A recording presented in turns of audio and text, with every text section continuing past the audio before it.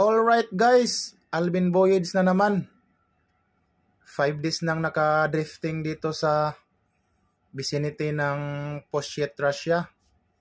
Medyo malayo yung dinidriftingan namin guys. Malayo kami sa lupa. Kaya 5 days na rin na walang internet signal. Hindi kasi lahat ng mga barko na mayroong internet na nakasatellite.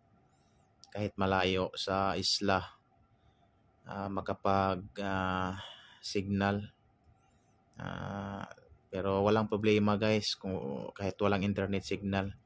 Nakakawala ng lungkot din ang kagandahan sa kapaligiran guys dito sa dinidriftingan namin. Ang linaw ng tubig at saka tuwing hapon guys, ang ganda ng ulap guys. Tingnan nyo lang yan, yung patakip silim na guys. Yan na lang nakakawala ng lungkot namin guys. Pero walang problema yan guys, laban lang para sa pamilya.